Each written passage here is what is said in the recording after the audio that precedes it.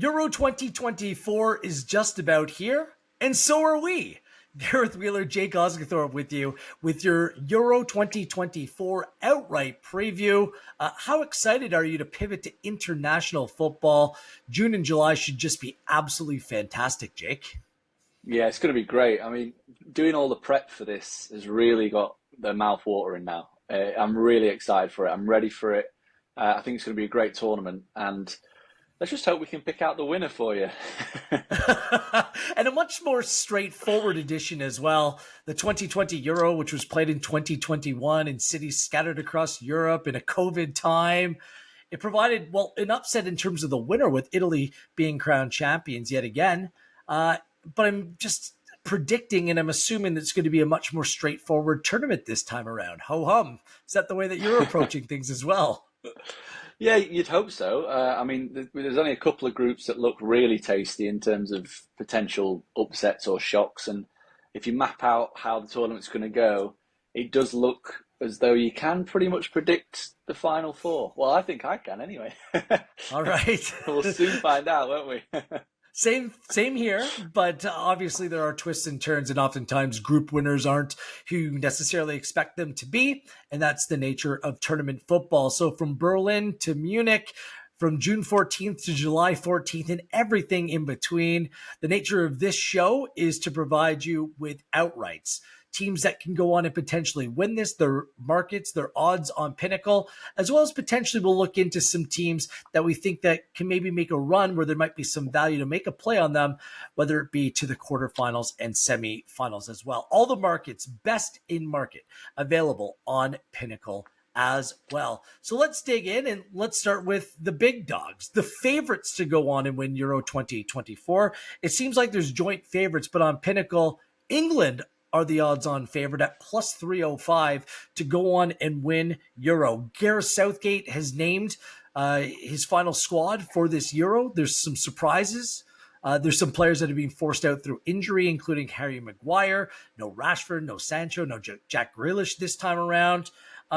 No question this team possesses all kinds of excitement in terms of players in attack. Harry Kane scored more goals than just about anyone in European football this year. You had the player of the year in England and Phil Foden, the player of the year in Spain and Jude Bellingham. A lot to like here. But are they complete enough for you? Are they worthy of the title of favorites going into this Euro, Jake?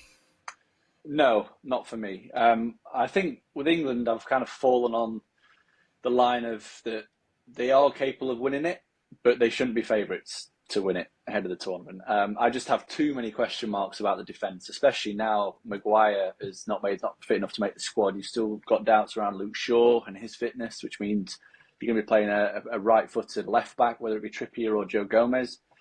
That is a big concern. I think going forward, there are no concerns whatsoever. I think we're a match for anybody, but how often do we see major tournaments that are won by teams just blowing other teams away? They don't. It's usually solid teams with a decent foundation and that can control.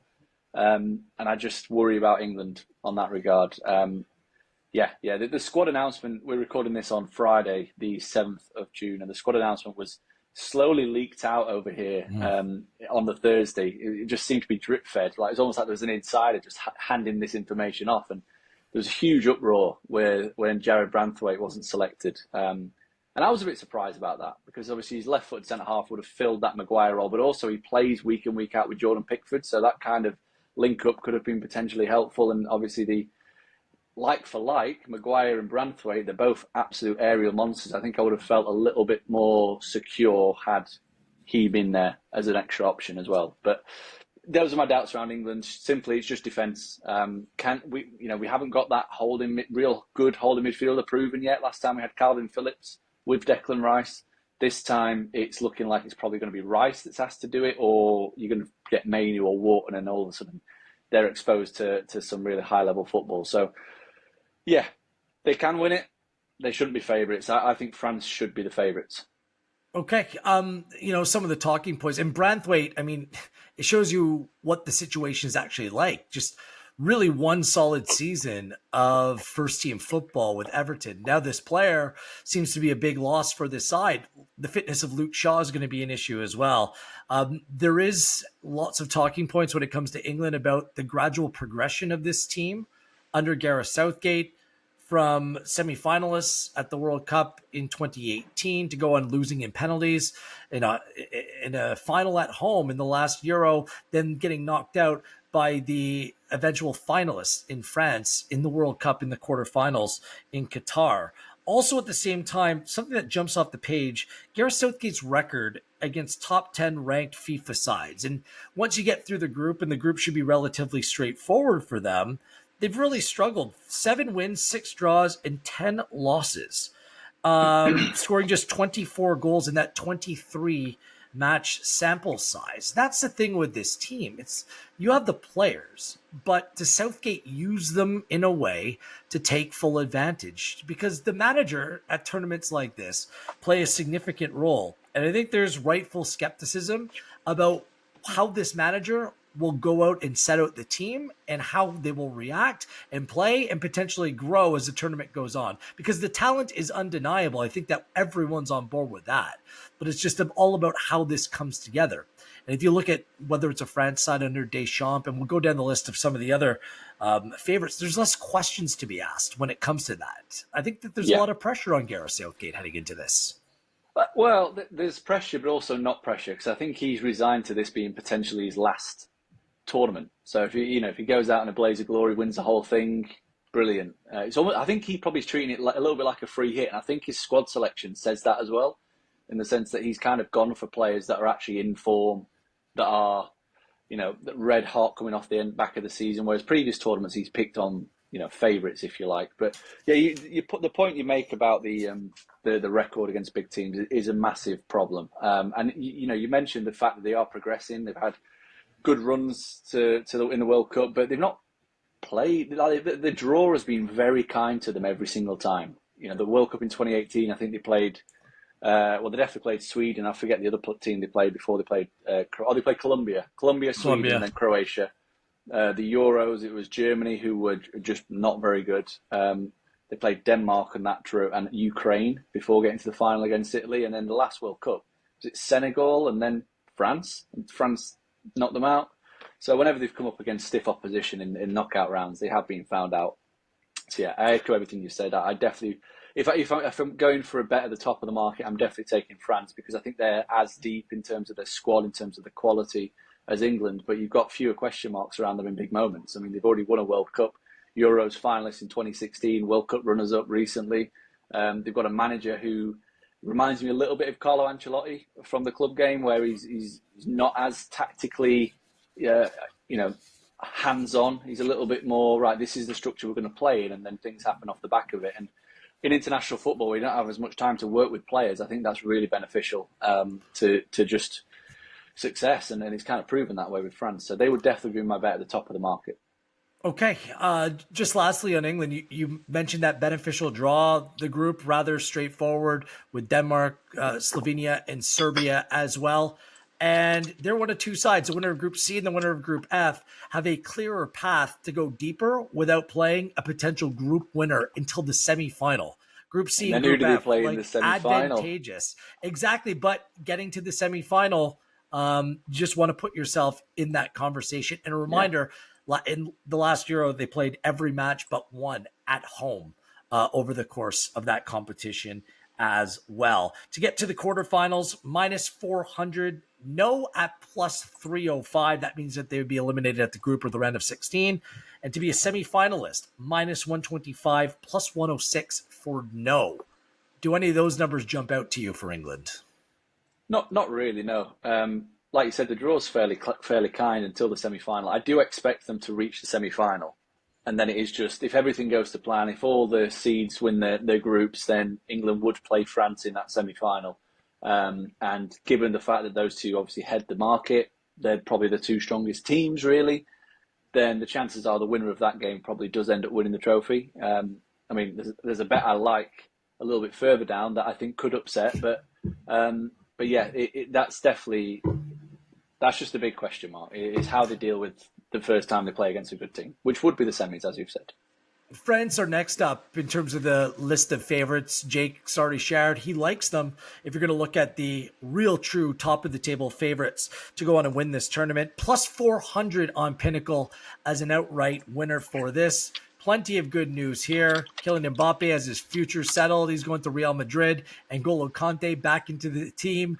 Looks like he hasn't skipped a beat whatsoever. Didier Deschamps, well established, having already taken them to 2 World Cup finals and the final of Euro 2016 as well. He leads the side for a 6th consecutive tournament, so there's consistency with the manager as well. The only blip on the radar was getting knocked out by Switzerland in the last Euro, a game where they're up 2 goals. It was like 10, 15 minutes of madness, and then they lost in penalties as Jan Sommer was excellent in the penalty shootout as well. That's been the one blip. It's incredible seeing the players who have been left out of the side and players that may not start, like Camavinga and Tchouaméni and Saliba. This team has an embarrassment of riches. Like I said, plus 400. Is that a play that you would make, considering they're playing in a relatively tough group with a familiar side in the Netherlands, as well as an upstart side under Wreck-It Ralph Rangnick in Austria as well? So it's an interesting group for them to start off with, and the order of games might come into play in terms of how or whether you rate them going forward in this tournament. What do you make of France? Yeah, so I think we are getting a slightly bigger price because of that group. I think if the group was a little bit kinder like England's, they probably would be joint favourites. But yeah, it's enough for me to kind of just swerve them a little bit, even though I do like the chances. Mainly because the games against the Netherlands, they played them in qualifying. They were really, really close. I know the first game was a 4-0 blowout, but on the XG data, it was extremely close. It was 1.5 to 1.5. And France somehow won 4-0. And then the reverse game, I think, was a draw in Holland. That was 0.7 to 0.8. So there was very little between the two. So I wouldn't be at all surprised to see the Netherlands pip in France maybe to that group. And that obviously would put a spanner in the works for my bracket, which I've kind of built out as France winning the group. But yeah, it would mean that France would have to probably play 2 or 3 teams that are just below them in the betting to get to the final. Whereas on the other side of the draw with England, it does look a lot more favourable, where you've got 2 games that they should win before that semi. But if they go to the other side of the draw, they might end up playing in Italy, or Spain, or Germany early on. Before getting through, maybe playing a Portugal in the semi. So, yeah, I like France. I think if they get to the semi-finals, then they absolutely are the favourites. They had the best number in terms of expected goal differential over the course of qualifying. You are the XG. You're the godfather of expected goals. For me, it's a little bit more tricky to apply for tournaments like this, considering during Euro qualifiers, you're playing some real dogs, right? Like not every game. It's a lot different when you're looking at a domestic league season, for example. So how do you use that data? So France, the top expected goal differential out of all teams in qualifying, what does that mean exactly? Yeah, you definitely take it with a pinch of salt, because after all, France did hammer Gibraltar 14-0, which kind of skews stuff a little bit. But it's definitely useful to use against teams that are, average to above average. So you can take their individual matchups like I did with Netherlands. You can look at the games against Greece as well. They were ranked 50th in the world, so they're not a bad team. They just missed out themselves on making the Euros. But then you can kind of just look at the... I know FIFA World Rankings aren't exactly super accurate, but you can kind of assess the strength of the group. So the toughest group in qualifying was actually England's group. So England, Italy, Ukraine probably come through, even though Italy and Ukraine's underlying data wasn't as strong as perhaps Romania or Slovenia, you definitely put a little bit more stock in the fact that their group was a lot tougher. And you can also look at the groups without the dog, as you said. There's always one absolutely atrocious team. So if you remove the dog and the 4 teams or 5 teams, then you do get a good feel to the difficulty of group. And I think the fact that France played in the second toughest group without that Gibraltar, then their underlying data starts to look a little, starts to stack up basically, and it means we can put a little bit more trust in it. To compared to the likes of, like I said, Romania are the prime example where the underlying data is not great. It's positive in terms of the chances they create compared to conceded, but they were in by far the easiest group.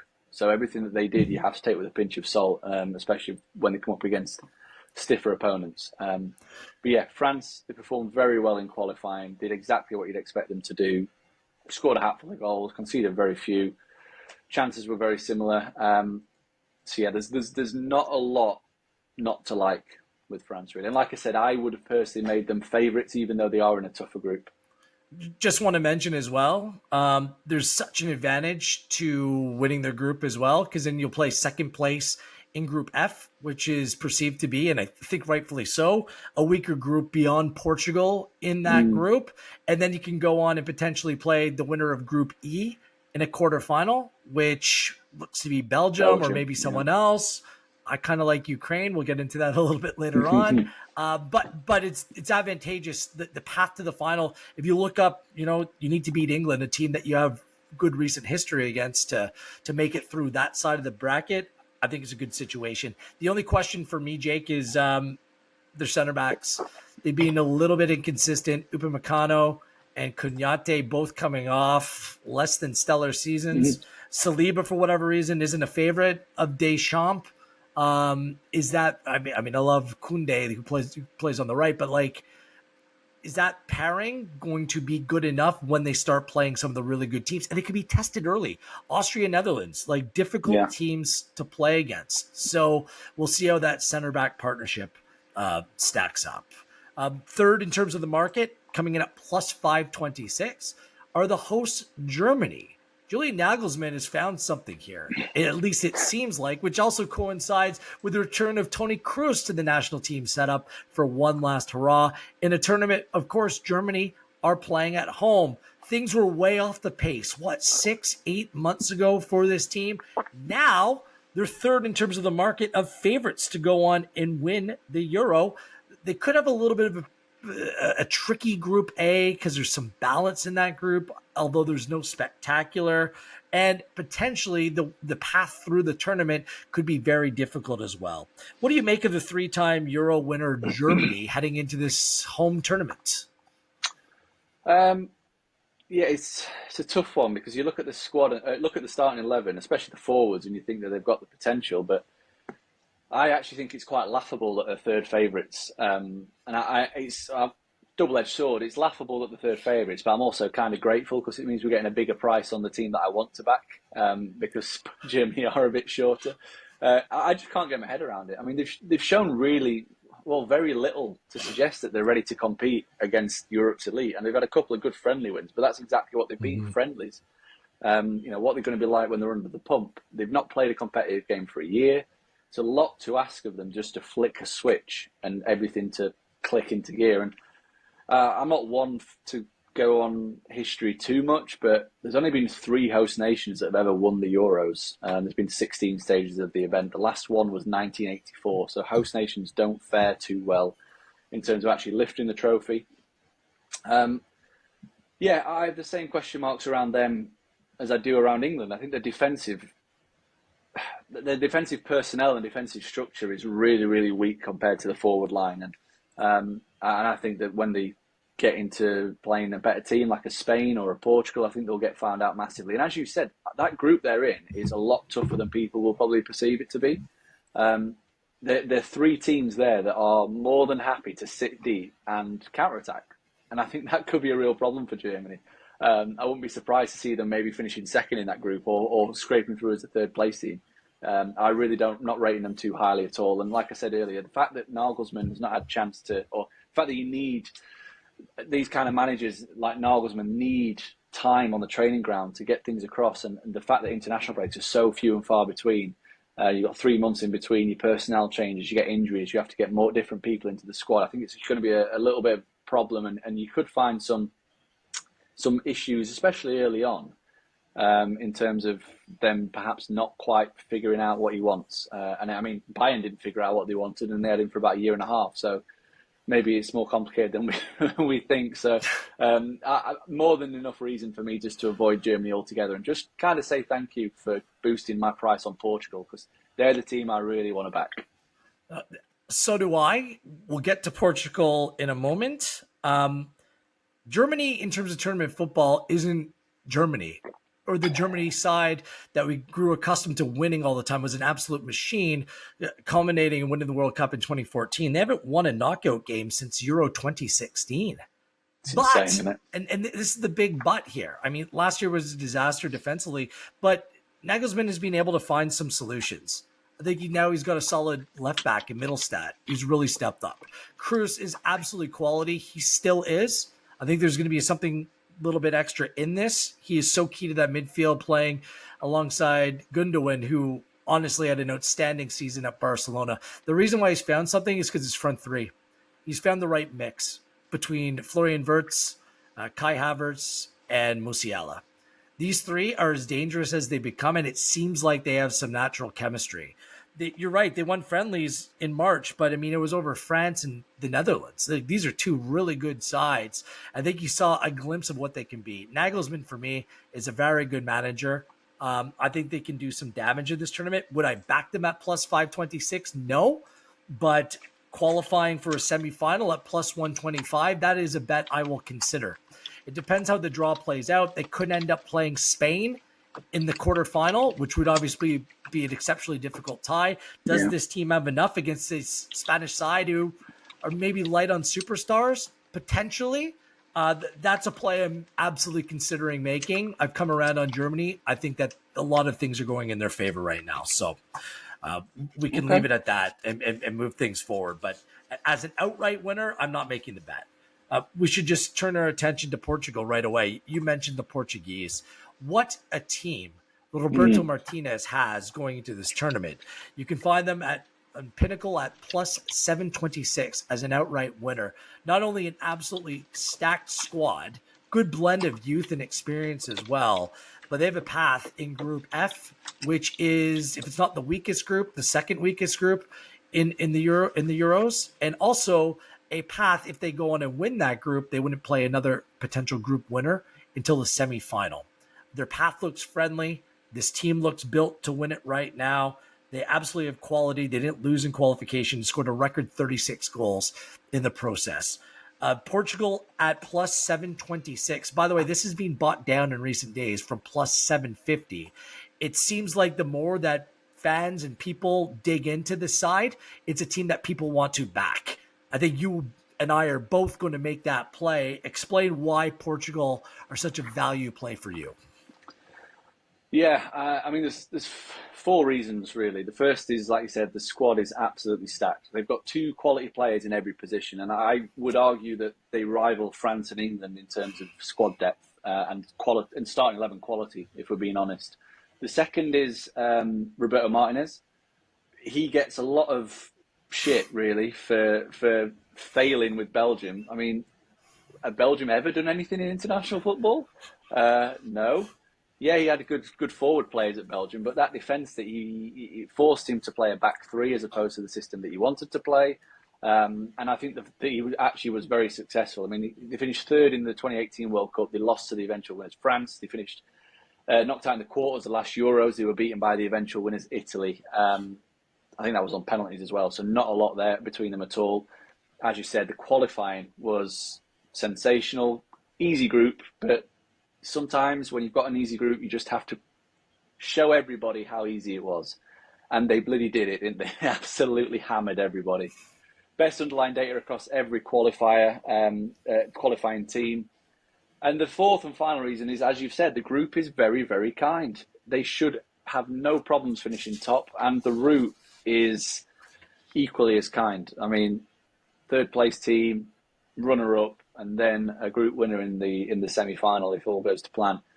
And before you know it, the momentum you've built up, you've found your starting 11, you've found your best team, you know that tactical tweaks work, and then you're very dangerous. But yeah, I think people are sleeping on them a little bit. I know they're the fourth favourite, so it's not, it's not like they're a bigger number, plus 1,000 or anything, but for me, they should be the third favourites. They should be shorter than Germany because they have an easier group than Germany. I think they've got a better team than Germany. They've got a better squad than Germany. They've got a more proven international manager than Germany. I think Germany's price is boosted a little bit too much because they're the hosts and because of those two recent friendlies. So, yeah, like you said, they are getting backed quite heavily. I managed to get them at plus 800 a couple of weeks ago.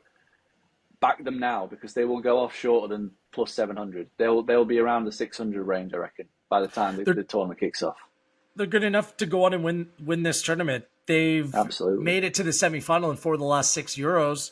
And they get out of the group each and every time. I can't see disaster striking because they have players that can play in different ways. If you want a destroyer in the midfield, you have Polina.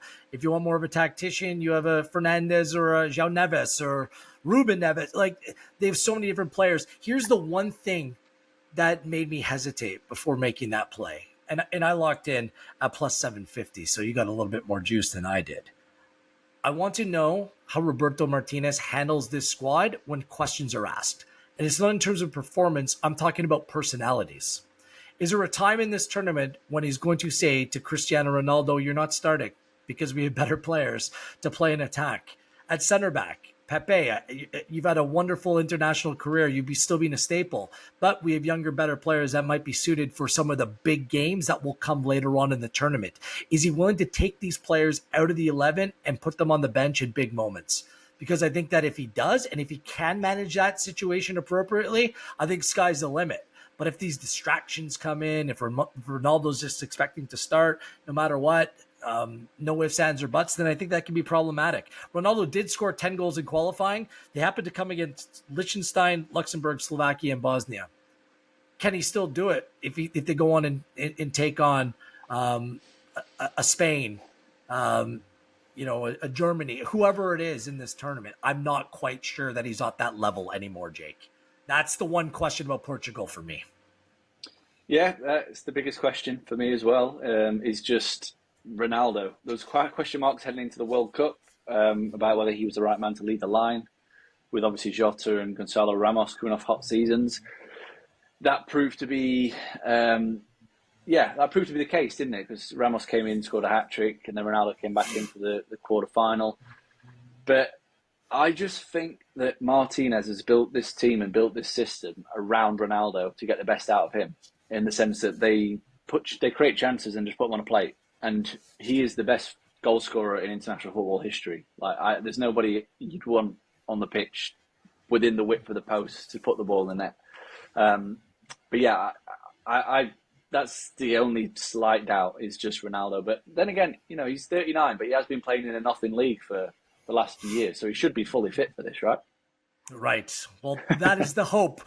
When you need to defend with 11 players, you don't want any passengers, especially when one of those players could be a 40-year-old center back as well. We'll see. Both Jake and I are making an outright play on Portugal. The final of the big five, I think that's fair to say, unless Jake wants to include someone else in terms of the favorites, is Spain. De La Fuente has done a nice job picking up where Luis Enrique left off. Hasn't really changed much.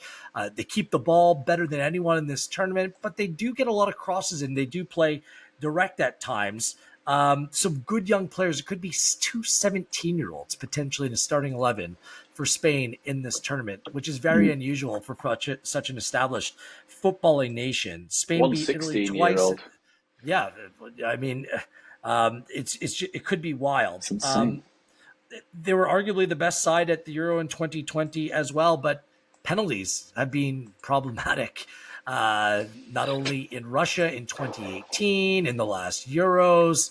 I mean, this side, when it comes to a penalty shootout, it seems to be their kryptonite. Plus 850 on Pinnacle. Are they worth a look, Spain, ahead of this tournament? Yeah, I think so. Definitely worth a second look, but I just have so many questions around their ability to convert chances. And I think that is the reason why they find themselves knocked out in penalty shootouts, because they dominate the football match, create loads of chances and just fail to score. That semi-final against Italy, that, like you said, they were by far the better team. They created by far the better chances. Didn't take them and were punished. And that is still always going to be the question mark when you look at a forward line that has Alvaro Morata leading it. And, the backup reliable. is Hosselu. You know what I mean? But that you look at, Ferran Torres, these players are just not kind of, you look at England, Harry Kane, France, Kylian Mbappe. Yeah. Germany don't really have one, which is another reason why I'm not really on side with them. Portugal, you've got Ronaldo. there's no killer in front of goal for Spain. There's a lot of really good players, and I think that their squad this time. You look at it and think you're really underwhelmed. Like we've got players like Jesus Navas in it again, who's 38. Marco Correa's made the squad, but they are more than the sum of the parts, which is what makes them dangerous. But it is just the fact that they don't have that one killer in front of goal, which is the main reason why I want to avoid them. And also, if everything goes according to plan, we've not spoken about the fact that they are in the group of death again, alongside Italy and Croatia, which failed to win that group, and they're all of a sudden on the same side of the draw as France and England. Albania is going to be pesky as well in that group. I beg to differ, but we'll get onto that later. Yeah, so that's another reason why I would be avoiding Spain, because if they end up on the other side of the draw to where the group winner of their group ends up, then they have to play both England and France to win the competition, to even get to the final. Sorry, and that seems unlikely to me. So I'm happy to leave them alone. They're not going to be playing Scott McTominay on a rainy night in Glasgow. They might be okay. Just one loss in their last 15. Pau Cubarsí of Barcelona. I mean, he could start. Lamine Yamal could be the youngest player to ever play in a Euro. I think he will play because of some of those players that you mentioned up top. Nico Williams could be the profile. Again, quality. These players are not quite in their prime, but they're still very good players. And for me, they have one of the best players in world football right now in Rodri. That just pulls the strings. Just say Hosselou. No. Every day I'm Hosselou. No.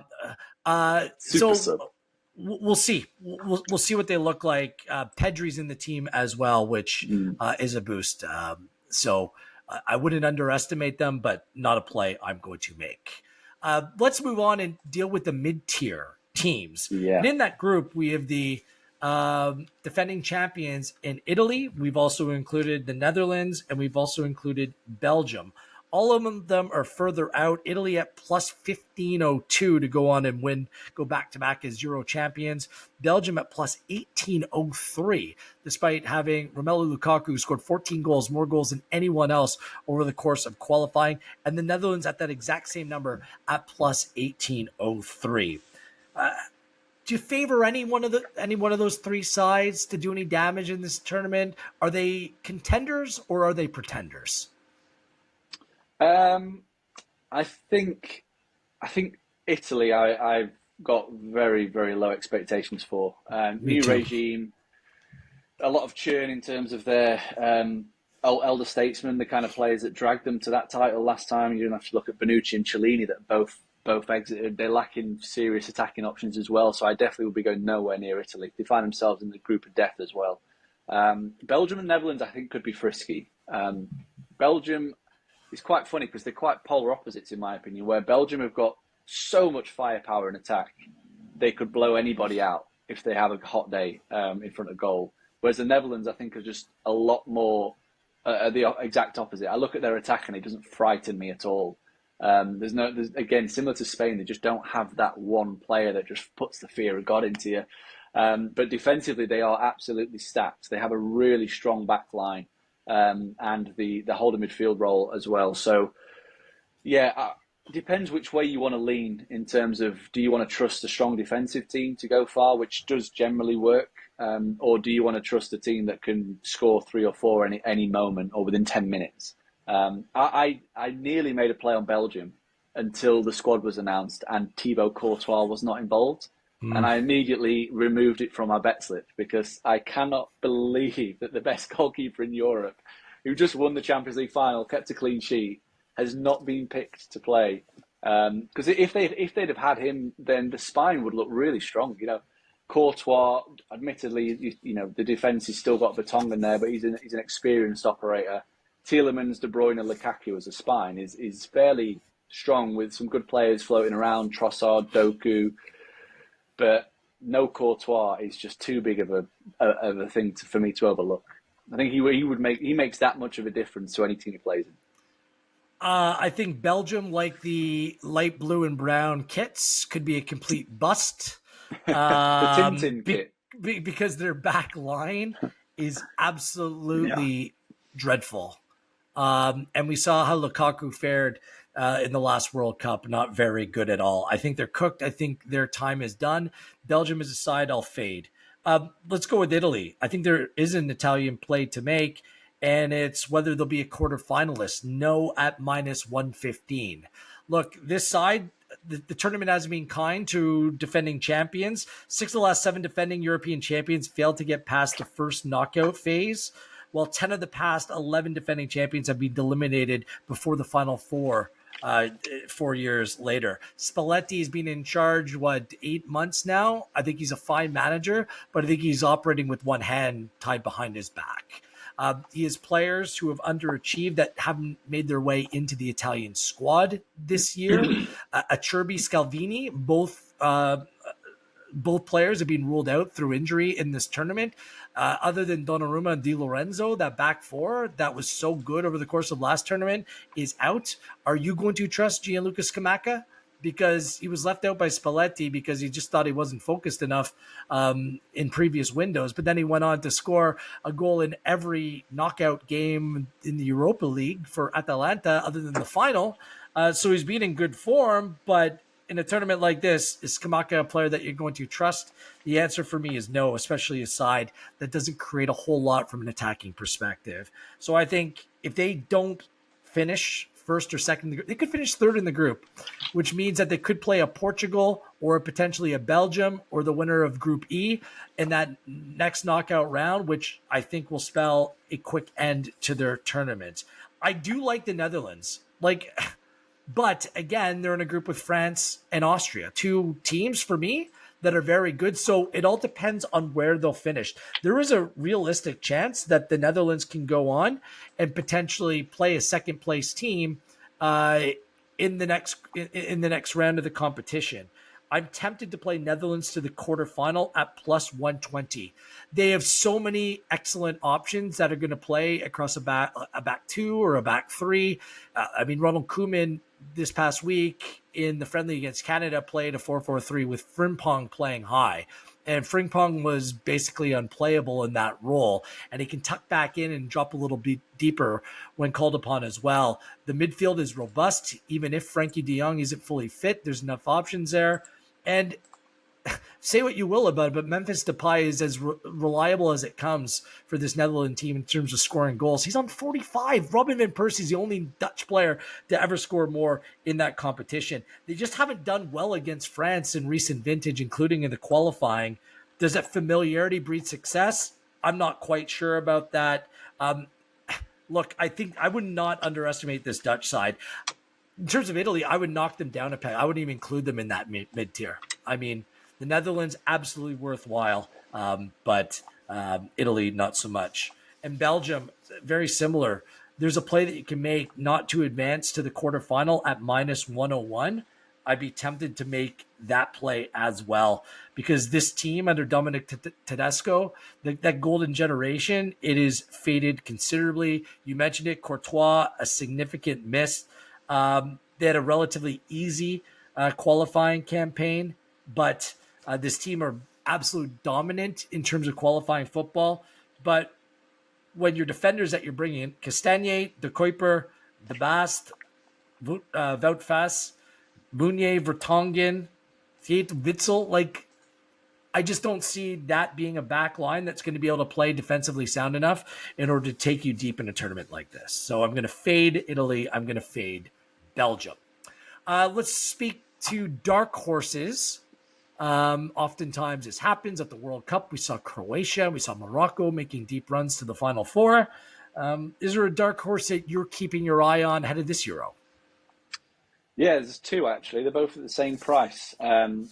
Austria and Switzerland. We touched on Austria a little bit already. They are in a tough group with France and the Netherlands, but we're getting a bit of a boosted price because of that. They've improved massively under Ralf Rangnick. He's done a really good job turning them around, making them actually relevant and just really difficult to beat. They are kind of what you want from a dark horse. From a dark horse, you don't want a superstar to carry a team with rubbish in it. You kind of want just average players that are more than the sum of the parts when they come together. Yeah. The former, I think of Poland. Everyone likes look of Poland because they've got Lewandowski, but everyone else around him's rubbish. So, previous tournaments when they've been expected to do stuff, ranked at 4th in the world, they've absolutely bombed out. I think Austria could be a little bit dangerous. They've got a nice balance to their 11 as well, where everybody knows their roles, everybody's happy to do what they're asked to do. It means that they're a team that are very dangerous, and they pushed Belgium all the way in qualifying. And for what you were saying about Belgium, their qualifying group actually ranks as the second toughest of all the Euro qualifying groups. So there's, the fact that they did perform so well, Austria, is a big plus in my book. And recently they've also beaten Italy and Germany in admittedly friendlies, but they've got a couple of scalps, which shows that they're very capable against the big boys. So they'd be a team I'd be looking at, plus 66.06. Big old number. But yeah, if you wanted to make a safer-ish play, you could maybe back Austria to make the semi-finals at plus 750. Obviously, the plus 6,606 is we actually need them to win it, which admittedly is a little bit unlikely, but I do think they're a team that can outrun their odds. I think the biggest price winner in Euros history was around this number when Greece won it in 2004, but ever since then we've not really had one of this big. But they definitely are a team to keep your eye on as potentially causing a few upsets along the way. Yeah, I wouldn't recommend betting any of these quote-unquote dark horses as a long shot outright. I just can't see any of these teams competing with the real top sides in this competition. But I do think there's some plays in terms of qualifying for a quarterfinal, and I'll list a couple. Switzerland is not one of them. They've been on a dreadful run of form. They draw every game. I think they're good enough to get out of the group because that's what they do. Every time they'll qualify out of the group and lose in the round of 16. This is the way that Switzerland works. So who did they beat in the Euros last time with the round of 16? I understand, but that was the exception, not the rule. They've changed their manager to Yakin, and I just don't think that this team is anywhere near the same. Stout defensively, I have questions about the way that this team attacks. How are Croatia coming in as outrights at plus 1491? All this team does is win when it comes to tournament football. And because I'm taking Italy down a peg or two, I think Croatia can go on and at least challenge, even maybe potentially to go on and win the group, depending on how the fixtures play out. I know that France is an excellent side. I think Croatia just plays with absolutely no fear. I like to play Croatia to reach the quarterfinal at plus 190. That is a good number for me. This is the seventh successive European championship. But despite winning World Cup medals and Euro success, everyone just downplays this side. Dalic has this team up and running. I understand that certain players are playing in Saudi Arabia now. I understand, apparent weaknesses in this side. But since Euro 96, Croatia being a force at every tournament since that time. And I don't know why anyone would downplay their chances here. Jake, you're looking at me like you're from another planet. Yeah, I think you're getting carried away with Croatia a little bit. I've got exactly the opposite kind of view on them. I think they're priced correctly, and I suspect they're quite a few people's dark horses at the prices, but their record at the Euros is horrendous. They've been knocked out. They've not made it out of the round of 16 since it expanded to 24 teams. And the reason for that is because they don't ever top their group, which means they get a tough opponent in the last 16 and they get knocked out. You look at the World Cup, they faced Denmark and Japan in the round of 16 of the World Cup runs, two teams they should beat. The Euros, they got beat by Portugal and Spain. That's the kind of calibre of team that you play when you don't win the group. And I don't expect them to win the group again here, in which case they probably draw Portugal in the next round and then they get eliminated. So I'm definitely against Croatia in that market. I believe second place. I think they can finish second place in their group. I think that's realistic. Yeah. I think it's realistic as well. Which would mean that they would then go on to play the second place team from Group A. Yeah. So whether it's Switzerland, whether it's Hungary, whether it's Scotland, that's a game they can win. I'm advocating my play to reach the quarterfinals. This team is. Never mind this. We have recent context, the World Cup, where this team just resolute in the most difficult group in the tournament. It just works. They have balance. There's familiarity there. I'm backing Croatia. I'm also backing Ukraine as quarterfinalists at plus 275. I was hoping that they made their way through Path B because being drawn into this group alongside Belgium, Romania, and Slovakia, they can go on and win this group. They have players who have played at the highest level in terms of their European club sides this year. They're galvanized by a nation that's obviously in an incredibly difficult geopolitical state right now. Sometimes these stories just come to fruition. This is a Ukrainian side who is a pain in the you-know-what to play against. They drew Germany in a friendly this week, and over the course of their qualifying campaign, they had a very difficult group as well. I think that, and we'll get into our group preview, I think that they can actually go on and win this group where you might find some real value. But at plus 275 as a quarterfinalist, that is absolutely a group I'm going to make. And this is their fourth consecutive Euros. Like, they're not strangers to this competition as well. So 10 different players scored goals over the course of qualifying. And Dovnik for Girona this year, I mean, he had scored 24 goals in all competitions. And that was tied for the most in European football. So they have a focal point, they have balance. I like that. And my other play, I do like Austria because Rangnick has this team playing better than the sum of their parts. Liner's playing like on the right side. He then tucks other players in. They press. They make things very difficult on their opponents. At plus 250 as a quarterfinalist, I'll back that as well. It's all depending on how they fare against the Netherlands in this group. I might scale that back if they end up finishing third place, but if they can somehow, some way finish runners up in that group, I think they have a chance to win a couple knockout games as well. So you and I both like Austria, and I think at plus 250 as a quarterfinalist, that's a realistic play that you can make on Pinnacle. Tag me in for Switzerland then. Come on. No, I am out. I am completely out. Switzerland they are a team that are being really overlooked this tournament. You look at the record in a group that doesn't stand out as being overly difficult, and you think, well, they've got no chance. Won 4, drawn 5, lost 1. But they were the third best performing team on underlying data of all the teams to qualify for the tournament. Only Portugal and France performed better. They created and scored plenty. They conceded next to nothing. It was actually poor goalkeeping that let them down. Jan Sommer conceded 9 goals from on-target chances, equating to 5.4 expected goals. So the main reason why they didn't win their group and have, a potentially kinder draw in terms of the group that they find themselves in the Euros is because of goalkeeping performance that was just so out of the ordinary. I mean, Jan Sommer is one of the most consistent operators in European football as a goalkeeper, or has been for years now. I mean, you only have to look at his season for Inter Milan. He conceded just 19 goals in Serie A with XG on target of 26. So he saved 7 goals more than would be expected, which kind of shows you the what he is capable of. So all we need from Switzerland, for me anyway, is Sommer to just regress to his normal level, which even if he just concedes at the same rate as what we would be expected to, I think Switzerland will be very dangerous. Good balanced 11, a lot of experience with Xhaka, with Shah, with Shaqiri, with Sommer. A lot of exciting young talent. Zeki Amdouni is definitely one to keep an eye on. They got over the hump as well the last Euros. I know it was a little bit, potentially fluky, but that had been something that they've been hammered over the head with for years. Switzerland not being able to get past the round of 16. They actually did it last time out, and they didn't just do it. They did it against the reigning world champions. I mean, if there's anything to give you confidence about another deep run, and let's not forget, they got to the quarterfinals. They lost on penalties to Spain.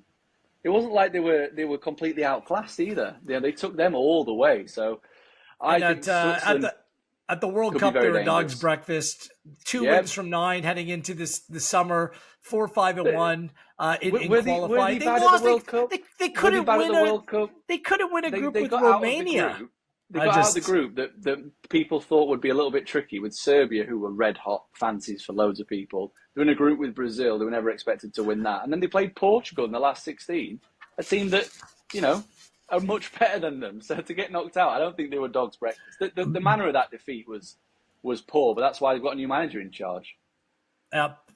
We'll see. I think they're fine across the back, head to head. But I don't know what the play is because I do think they'll get out of the group because they get out of the group every time. Okay. At the Euros. So maybe we have a head to head when if Croatia plays Switzerland in the last 16. Done. Switzerland finished second. Croatia finished second. Let's have it. Brilliant. We will readdress this as the tournament goes on. Plenty more content here on Pinnacle. Jake and I, in an upcoming episode, we'll go group to group, break down all the groups in terms of our plays and where you may be able to find some value. We'll also look at the Golden Boot, Player of the Tournament, and Team of the Tournament candidates. So that's it for our outright edition. On behalf of Jake, by the way, we were not Switzerland on this broadcast. There was no sitting on the fence or playing neutral whatsoever. That's how we do here on Pinnacle. For Jake, I'm Wheels. This has been your Euro outright preview for Euro 2024.